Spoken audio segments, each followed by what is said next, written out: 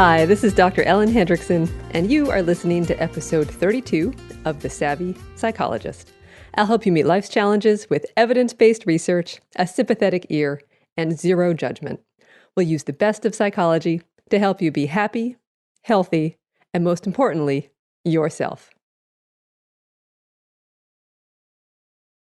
Gratitude has roared onto the positive psychology scene.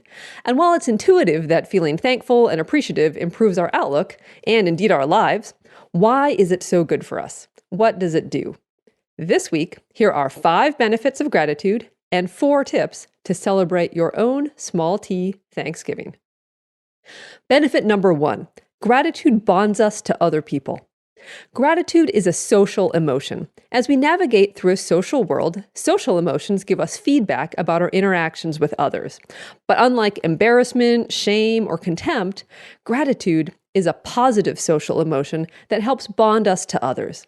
When we feel thankful and appreciative of others, we feel closer to them. And Psych 101, plus about a zillion studies, will tell you that strong social connections make us happier and healthier.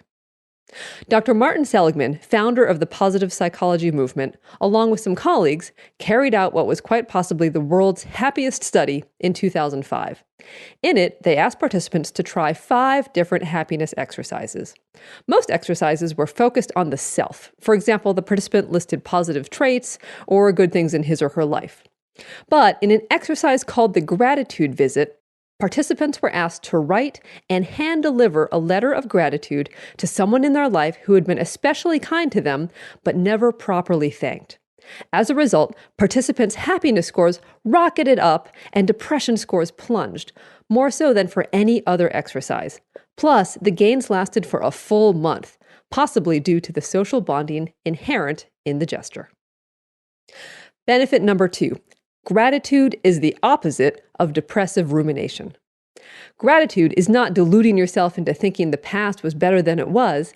Instead, it's deliberately choosing to focus on and feel thankful for the good in life.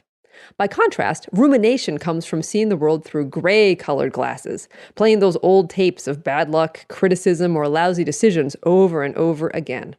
So, how does the color of our glasses affect us? In 2003, researchers carried out a study they called Counting Blessings versus Burdens. It was minimal. Participants wrote down just a few phrases a week. But here's the difference. One group wrote about things they were grateful for, with resulting entries like the generosity of friends or the Rolling Stones.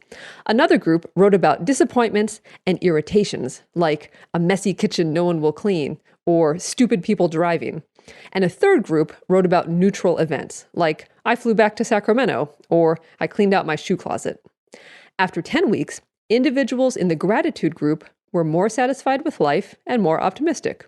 No surprise there. But they also had fewer symptoms of physical illness, and they exercised more. So not only did participants from the gratitude group feel better emotionally, they felt better physically, and they took steps to keep that virtuous cycle going. Gratitude may even be the antidote for the ultimate in gray-colored glasses, hopelessness. Hopelessness is a huge risk factor for suicide, even stronger than depression. And a 2013 study asked individuals who had been hospitalized following a suicide attempt or serious suicidal thoughts to try a variety of 9 different positive psychology exercises. And even in suicidal inpatients, gratitude exercises worked best not only to increase optimism, but to reduce that big H, hopelessness. Benefit number 3. Gratitude is a feel-good, non-manipulative motivator.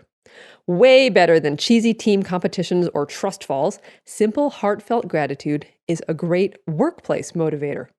Bosses who express their appreciation to their employees discover their workers feel more motivated and they get better results.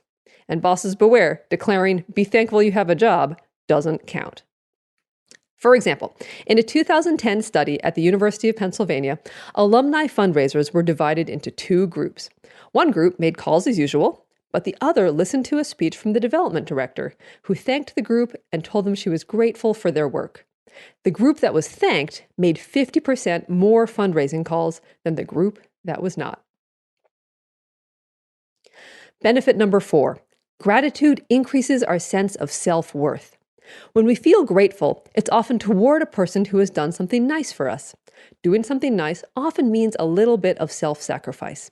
Someone has spent money, time, or energy to be thoughtful to us.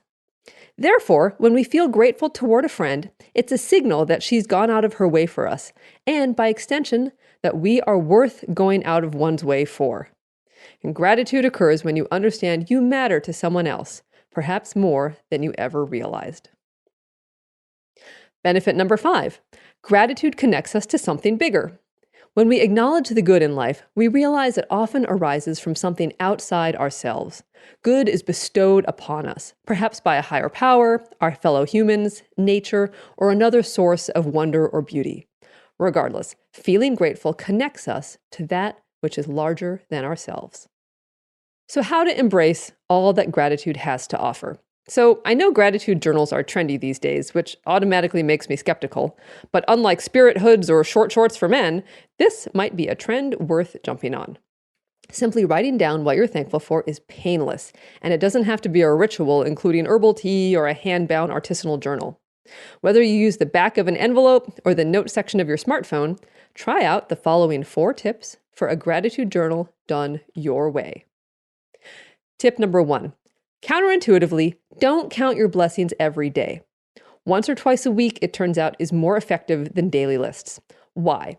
When we consciously count our blessings, we start to see them everywhere. They're at the tip of our mind, as it were. However, this new ubiquity also leads us to get used to them. We start taking our blessings for granted. So in other words, part of the reason Girl Scout cookies are so good is because they only come around once a year. Scarcity elevates gratitude as well. Tip number 2, focus on people and experiences, not things. Amassing possessions actually seems to discourage gratitude, in part because it's easy to take stuff for granted. So instead, focus on experiences, especially those that connect you with other people. Tip number 3, think about what life would be without. In addition to being thankful for what you have, try to go deeper and reflect on what your life would be like without those things. Have you ever returned from camping with a newfound appreciation for indoor plumbing? Exactly. Tip number 4, short but deep. Like a Christmas list, you'll get more satisfaction out of a gratitude journal if you detail a few beloved experiences rather than catalog a laundry list of tchotchkes. Now, to wrap up, is there a downside to gratitude? Not really. Gratitude only backfires if it's used to get ahead. For example, resist feigning gratitude as a way to project an image. And don't use gratitude as a self-improvement project to beat the competition. Gratitude as personal contemplation works. Gratitude as public performance doesn't. So be authentically grateful for the good in your life, and then write it down. You'll find yourself with a smile on your face, and that is something to be grateful for. That's all for this week. I'm Dr. Ellen Hendrickson. Next week, you get a double dose of The Savvy Psychologist. First, on the Savvy Psychologist channel, we'll kick off the new school year by talking about grit. Then, I'll be a guest on Grammar Girl's always awesome show, where we'll discover what actually happens in your brain when you write fiction. So check out both shows next Friday. If The Savvy Psychologist is useful to you, let me know by subscribing to the podcast, liking on Facebook, adding me to your Google Plus circles, or emailing a link to someone important in your life.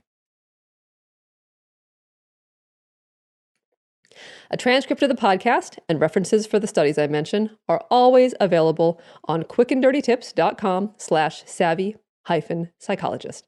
And of course, The Savvy Psychologist is strictly for informational purposes and doesn't substitute for psychiatric care or psychotherapy by a licensed professional. Thanks for listening, and I'll see you twice next week for a happier, healthier mind.